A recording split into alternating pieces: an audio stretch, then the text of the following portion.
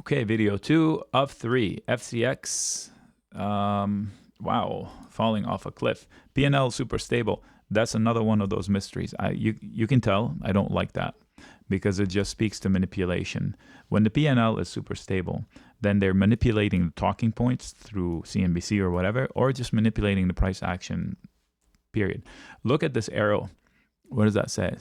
Drew in hindsight. Okay, so see, I don't like to take credit for arrows I didn't draw in ahead of time. So I drew this to tell you the downside target from breach of levels up in the 47 area. We've lost them. So last week, this was pretty bad. Luckily, there's another really good support zone at 37. So if I'm taking calls, it's because I'm starting a position. If I'm selling puts, it's because I like it. In fact, I want to add it to my list. I don't know a lot about what they do anymore. I want to see if they have any, like, I know what they did before, but you know, there's so many new talking points for these companies I want to see. I want to understand it. I can tell you with confidence, 42 or higher is going to be very, very difficult without a headline. But look at the stock. It trades like Tesla. Very bizarre. You see what I mean? So I feel like I can make no-brainer entry points into good P&Ls, like if it falls below a certain level. But I feel like otherwise, as far as tradings are concerned, I'm in the blind. Like, I don't get it. Why are they moving it so much up, so much down when the P&L is so forecastable? So there are other talking points that I'm blind to, and I feel I lose my advantage. That's why I don't like to trade them. FDX, that's one of those stocks, by the way. Made good money on the earnings trades for the active traders with an iron butterfly. So that iron butterfly was perfect. The blue box was the maximum profit for it. But as far as the reaction, can someone explain to me how can they, in all good conscience, spike it to 214 and then bring it back, 314, bring it back to 277? What kind of an investor are you playing around with? It moves 26 percentage points round trip. Mind you, we saw it in the options. I said, whoa, that's some pretty weird things going on in the options. I think it'll pop and it'll drop. And that's what they did. It popped and it dropped. Some big questions for me. Like, what happened to all these buyers? What happened is whoever was stuck here got out after hours. That's what they did. They bailed all of these buyers out. Anyway, so now for me, anything above 288, you're going to have to justify to me. So I'm going to put a box that should have been resistance and wasn't. It's not exactly a fair value gap, but I will label it as such. Okay, so anything above 288 is an exit spot for me. And because all the buying energy exploded in one day, it might be vulnerable to drift lower. I don't trade FedEx. Labor issues here and there, not my thing. GE. I think it's still a short. So here, I think that arrow, the green arrow, is still possible. Resistance zone is there. Resistance line is 172 or higher. So here's my take. The big picture, I am not an expert on GE anymore. I tracked it for a while, and then when they started carving off pieces, then I was like, okay, nobody knows it anymore. So here's a beautiful house in the neighborhood of somebody who used to be rich and no longer is rich. And the stock rallied on news of dissemination of assets. It's like you see your neighbor who used to be successful, and then suddenly they're selling off their Bugattis and whatever, and then you say, ooh, their stock is going up. No, they're selling off assets, breaking it up in pieces. It doesn't make it more valuable. Okay, it's more streamlined, but it's definitely not warranted from this rally. What am I saying? It's still very vulnerable. That's all. It's a good company. But explain to me how you get cut in half on the sales and it's still an attractive company. So anyway, like I said, there are a lot of things I don't know about it. Like, I thought, I've seen it happen before when, like, if I had two businesses and I spliced the company in half, I spliced the P&L in half too, looking backwards. They represent only the sales that came from one side and the other, not the other. So, it is possible to get GE under 136 this coming quarter or half year. It is possible. We'll see. earnings in 32 days. GLD, they're buying dips, right? And this is a dip, but I don't think we're going to break into a higher high.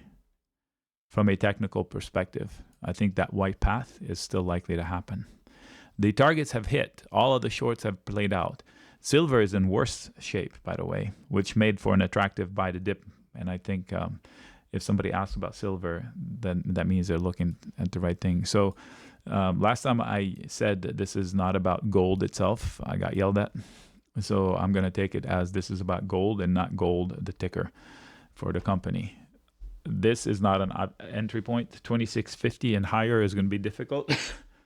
And it's going to be an exit zone rather than an entry zone. So I'm not compelled to buy gold here. I do own physical gold. I wouldn't be adding here. Google, something weird going on with this company, folks. They have lost their marbles. I don't know if that's the media making weird comments, but two headlines that broke out in the last 2 weeks that make me think that this is an amateur company.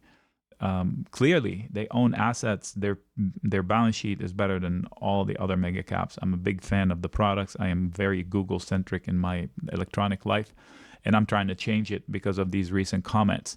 When a company uses terms as to boast about its computer, and their quantum chip or whatever the hell it is, and they say, oh, it did the job faster than any other computer by the longer than the age of the universe, a centillion whatever, speed, and then they say we've discovered a parallel universe, I check out. I was like, okay, what is happening here? You know, this is the same company that ended glasses because people thought they were weird, which I wish they hadn't. They would have been a decade ahead of their competition by doing augmented reality glasses, but they decided to end it back then. So, great company, not for me up here. I think I can get an opportunity to go along with half price in the next year. I'll wait for the discount. Not for me. Support zone, yes, but it's spread through from here to 164. If you force me on Google, I would sell a call, buy a put. HIMS. This was a no-brainer buy the dip moment here when it was Amazoned. And then it rallied and made a higher high and it dipped again. So it dipped into a pretty pivotal area, 23. If it loses 23, I think you get it at 16. Okay, so that is not a forecast. That is an opportunity. Put it on your watch list. When it bounces, it's going to hit resistance. And if it does one of these and it loses this one, you're going to get one of these, if not lower. So I'll put an alert. Okay, not here. I don't know why this sometimes happens. Down here. And then I'll put one here. If I own it, I own it. There's no risk. It's just price action. The Honest Company. What did they do? Non-toxic natural baby products online. Well, you can't argue with that. Yeah, well, I'm not sure the chart. Okay, so the chart does not inspire confidence up here. This P&L is better than NVIDIA, and this P&L, I mean, this stock price action is better than NVIDIA. It's not for me at this stage. Maybe closer to 4.6.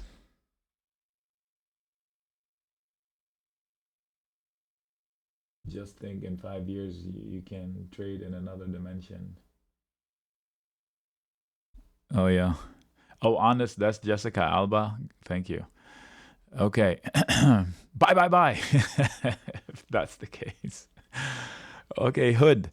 Everything I said about coin, I say about Hood. I would not touch it. Never would I ever think about investing in Hood. Although I did invest in Hood. If you think back, I was long shares way back here and exited at 21, I think. Okay, on the way down, I had a credit put spread one day and I had forgotten to close it and I got assigned a couple hundred shares. And I rode it all the way down. And we came back in the early 20s. I was like, okay, I'm close enough to flat or green. I was like, okay, I'm out. Oh, Nick, you missed out on the double. Yes, and I'm fine with it. So I don't understand this rally and this P&L. So just when I have so many questions, I just get out of the stock. I don't touch it.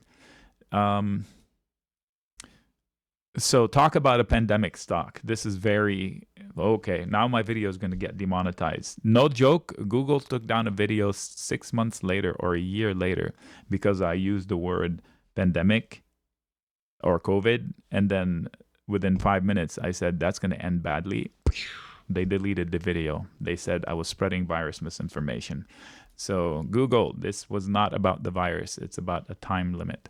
Okay, so during the months of the, you know what, this was way up here, and now we got back up here. So if I had bought this stock back then, I would be out so fast right now.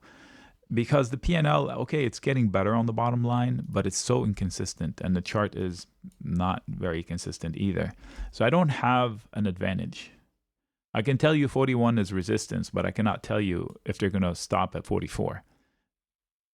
So above 44, they'll have another burst higher. If you force me to trade the stock, I would sell a call spread and buy a put and see if I make money. If not, I'll lose a few $100. And if I'm right, I'll make a few thousands. But I don't love it. So it's going to report earnings in 32 days. We'll see if the P&L gets to be a little bit more stable. Invitation Homes. Is that a home builder? If so, I'm not investing in home builders. Chart-wise, good support with backup support. So you have support at 31, backup support into 29. Unfortunately, you have the exact mirror image at 34.50 and 35.50. IoT, Samsara fell into the breakout. Look at that. Breakout, fail, battle, breakout, test. So I think 49 or higher is going to be difficult. And if that's the case, you may be able to get it below 36. This looks like resistance area. It's a wide zone. It's not like a hard line in the sand. If you want a hard line in the sand, it's 51 and 52. So 51 and a half. I'll put a line.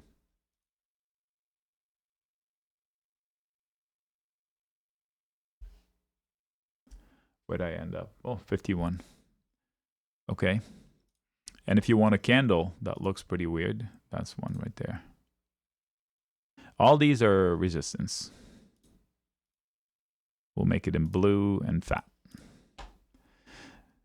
And everything down here into that red line, so 34. Anything below 35 should be solid support. So I would be interested in it a little bit lower. Oh, it's already on my shopping list, and I'll add an alert in case I fall asleep at the wheel. JP Morgan, I closed my short. I will re-engage short as it approaches 248. There are too many people that have high-profile companies that monitor stocks that are pushing the fact that, oh, it was going to break out. But that was before it fell down to 230, 228 to 229 last week. A stock that drops that much in one day and then it wants to recover everything in one day. When JP Morgan is a solid bank, so it's not nothing. They didn't learn anything new when they dropped it. They didn't learn anything new when they popped it. It's complete price manipulation. This is one of the ones that rallied, I think, 10 to 14% in one day. It's never done that on earnings that I remember.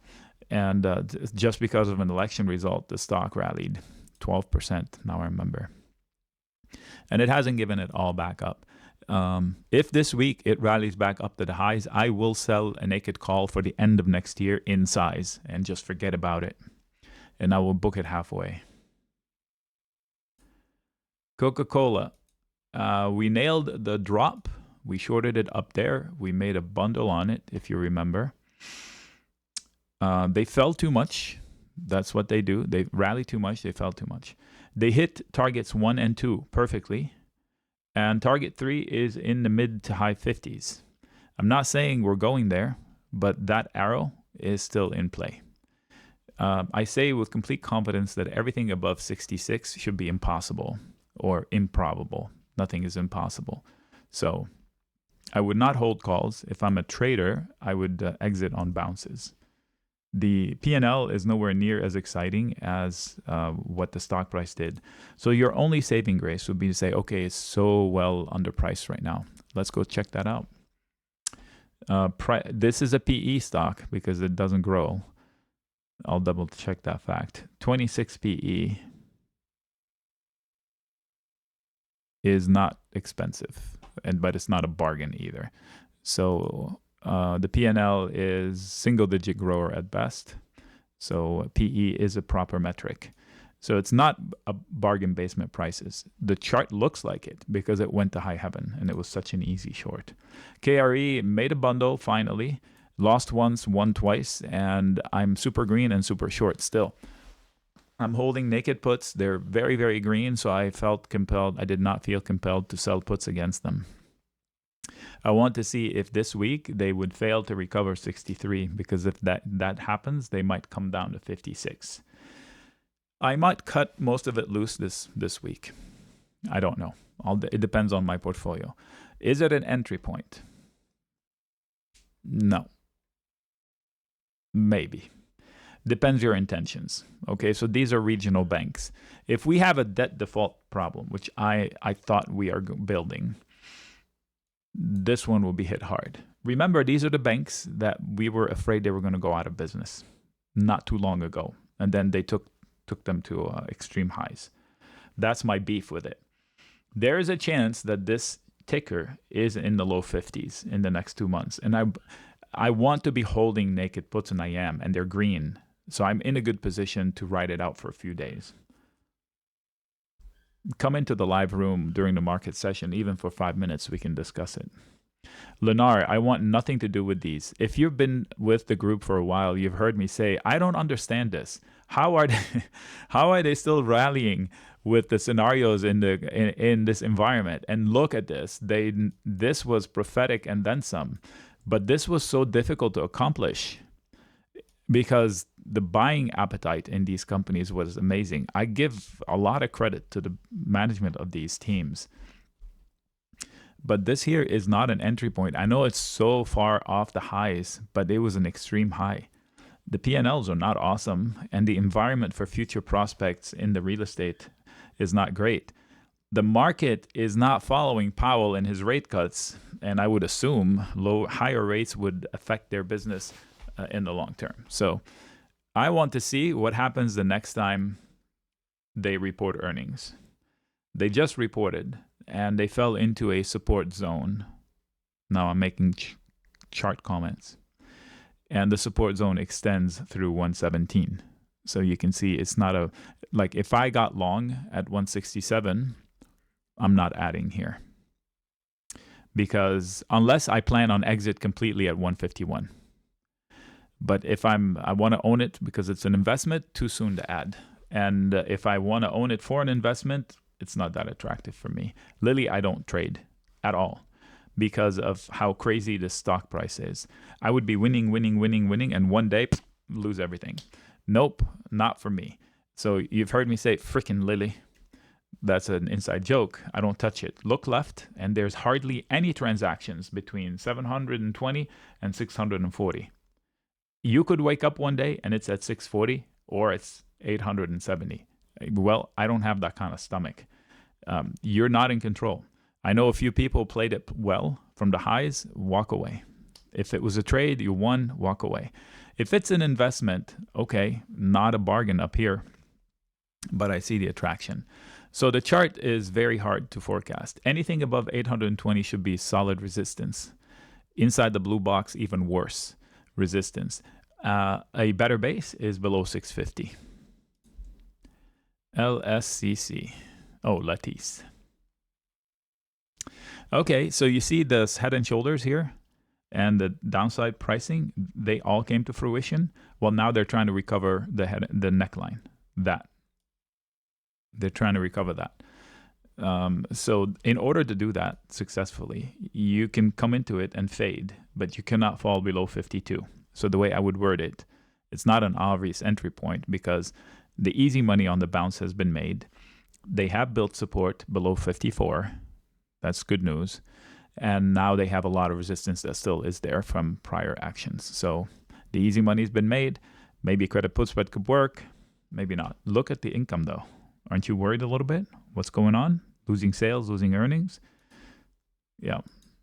So find out what the hell's going on. MasterCard, awesome company, both shortable, Visa and MasterCard from a stock perspective, both incredibly tough shorts. We made money off of shorting one of them or two, but I would rather short JP Morgan than this one. Okay. Up here, I have no trade. I wouldn't want to short it. If you did, I mean, you're fighting an incredibly good company with an incredibly good trend. MELI.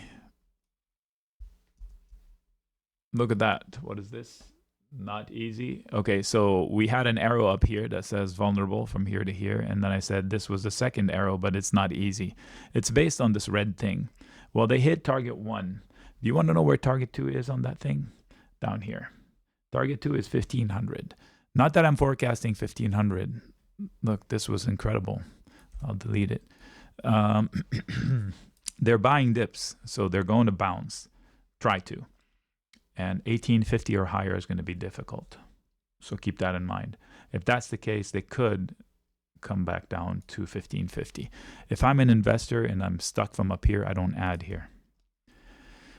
Meta, I don't trade Meta because it's a multi-headed dragon. I don't know what it is. Is it still a metaverse company? Have they given up on that? Do your homework. They make a lot of money, and I think a lot of it is questionable. Like from a consumer perspective, from an advertiser's perspective, I am both on this company, and I've been scammed on both sides by the company itself and by people who use their platform to advertise products that are scam. So up until now, nobody's cared, but at some point, somebody might. Great business, and I don't honestly know if the metaverse project is still alive. So if somebody finds out, can you update us? That'd be insane. And good base from here to 540. As an investor, if you force me to go along the stock, I would sell puts or put spreads inside this blue box. Although they have been buying dips and making a higher high. On Friday, you want to find out. Late in the day, I'll show you. It fell off a cliff and money went into Apple. This one right there. It went from 594 to 582 in one candle. You need to find out why. You see it? Look. Can we put it on the 1 minute? Look. Something happened. Find out if you're interested. Microsoft. I've heard of it. What do they do again? So Microsoft, one could say that it's acting the best, more sane out of all of these mega caps. They don't have huge moves beyond prior prospects. In other words, they haven't made a high, and they've been a little bit more hesitate. It's almost like the investors in this company are grown-ups versus the hodlers that trade the other tickers like Palantir and such. So we did acknowledge a pinch in the price action here. And what happened was, violent reaction up and down and then a huge rally, but it never made a new high. That's a little concerning, but also therein lies the opportunity. If this market in general is going higher and Microsoft beats last week's high, it's going to go and push towards 590. No, sorry, 590 or higher, 498 or higher. So what I'm saying, if it takes out this high from more recent terms, this won't stand in the way.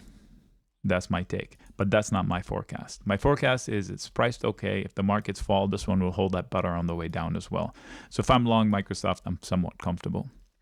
I'm worried about the recent resistance, but also that's the exciting part. So I would put an alert at 456 or 7, knowing that, there's already one there. If they breach it, they go.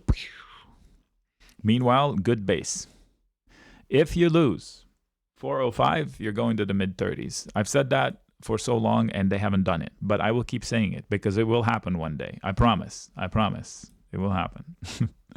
MSTR, everything I said about coin applies here in a bigger way. It's a higher profile company. So I thought the guy was smart, but maybe he is. And if I'm not mistaken, at the height of the Bitcoin prices, he loaded up billions and billions of dollars worth of Bitcoin. For the super long term, that will probably work out. Charts wise, you see the orange arrows, those are trying to come to fruition. So what am I saying? I'm saying I would be surprised if it breaks out from 410. I would use rallies to fix my problems. If I own shares, I would be aggressively selling covered calls at the risk of getting blown out of my shares. Don't look at the P&L. This is not a P&L story. This is a balance sheet story. It's not a bargain, any which way you slice it. Let me put it this way. If the stock market is breaking into new highs and Bitcoin is crashing, the stock is crashing. That's why I don't trade it. Might as well trade crypto, not have to worry about him and insanity and the timing of Bitcoin. Trade crypto. I can forecast the hell out of that. I don't know what this stock is going to do. Micron. Nick got his revenge and then some. So this is a buy the dip moment for Micron if you tell me the market is going to hold up. They grew sales 50% and they called it, quote, a miss on revenues. Who's the moron that's doing the forecasting? when the company grows 52 or 53% and they call it a miss and they sell the stock like it's poop. Okay, so explain to me the logic when they were buying it up here and the sales were down 40% and now they're spitting it out when the sales are up 50%. So what am I saying? Just trade your own thesis and your own logic. You would do better. Don't be a sheep. So it is a place where I would have started longs. I would have sold puts to buy shares. I would have sold the put spread. Okay, there you go. Somebody here said Jay sold 2 puts for January. Great way to make money, yeah. So maybe it gets to the circle. It'll be an even better bargain. Needs to hold L71 comes to fruition. So that's an older comment, I think. But if they lose this bounce level here from this last week, because they've done it before, I think it goes to 58, not 71. It'll go to 58 in a series of lower lows and lower highs. I don't want to scare anybody away. It's a good P&L now. They've had 1 year of good reports. Before that, they were wishy-washy. Let's see what happens going forward. It could be a starting point for investors as well. Not this one. Great company, great metrics, way too high for my taste. It is not an obvious point of entry for an investor. For a trader, you can trade the hell out of it. You can try to trade it down to 830. Sell call spread, buy a put. Risky, but it's a trade. Rising wedge and all. I'm pretty sure I can draw a wolf wave that says, oh, we're going to drop and fall into here. So for example, if speculating, if they lose last week's low, they're going to try to recover it. And if they can't, they might do something like this. And this would not be the end of the world, right? Just look, there's no volume here. If this stock falls below 850, there's like hardly any prior transactions. This came too fast. So there are weak hands in there. They'll hit the sell button like this. So I can't hold a put for that. Just too expensive. I would sell a call spread and buy a put spread. Or buy a put spread. Look at Nike, another winner on the Iron Butterfly. And this is another one we said I wouldn't hold calls or things like that. But look at the rally. They took Nike too. And then the hell they took it. And then they closed somewhere in the middle. This was also a winner, Iron Butterfly. There's nothing to do, to be honest. Now, what's it going to take for Nike to break out of this long stick? That's Nike. And solid support. So it's stuck. You have solid support below, incredible resistance above, you're stuck. If you own the shares, that's what you want. You're protected. I don't know what that is. I think somebody was asking for the futures. We'll do that in a separate video. NU is interesting as a starter position. I don't know a lot about the company, but I'm looking at the P&L and it's pretty solid. It has fallen into a big, long support stick. So if I'm not in the stock, this would be a good starting point. If I am in the stock, I'm not adding here. The loss of $11.50 could have $9 or $8.50 in the cards over a couple of weeks. So good starting point. I believe it's on my watch list. Yes. All in, no. NVIDIA. Why is NVIDIA not higher? Right? So this is a correct statement. Bears are working on finishing the Head and Shoulders we noted weeks ago. That white Head and Shoulders, right? So they came down into one target. The second one is 116. So the way to say this is great week recovering, But now you have to deal with the resistance from here to 140. I cannot believe they took it to 126. If you remember, 126 was a massively important pivot. Same with 118. Okay, those are two important lines. So they bounced off of it. Good job. Now they need to get above 141 to completely erase that scenario. Until then, you're still vulnerable. Luckily, they have an amazing P&L. Is this a diet drug? Okay, so you need to do homework on this. So if it's, I think the drop was, I think this drop, if I'm right, one of you got me the headline, sell puts on Nike. Yeah, you can, but there's not a lot of premium. The headline was something like efficacy. It was 22% versus 24% in reduction in waste, or something like that. If that's the headline, I mean, my God, the investors in the stock are a little bit less sophisticated than I thought, because I've seen people that are on Ozempic or something like this. I don't know which drug name this one is, but if that's what they're selling, they're physically sick. They say, oh my gosh, it's making me so sick. And you ask, have you stopped? And they say no. So the sales are not going to get hurt because you get half an inch less than what you thought on your waist, or more than you thought you would get. All right, so it's falling into short-term support. Opportunity if you know the business, although you should look at the stock and how it's exploded. What is the price to sales on this one? I wish I can add it here so I don't have to keep doing this. It's 12, so it's not outrageously expensive. It's tradable. If I wanted to start longs, good base. They erased all the weakness from this gap right here. It's definitely tradable. Selling puts on that day would have worked. Let me add it. It's on my list. I doubt I will put it in my own portfolio, but it's definitely tradable. OKTA.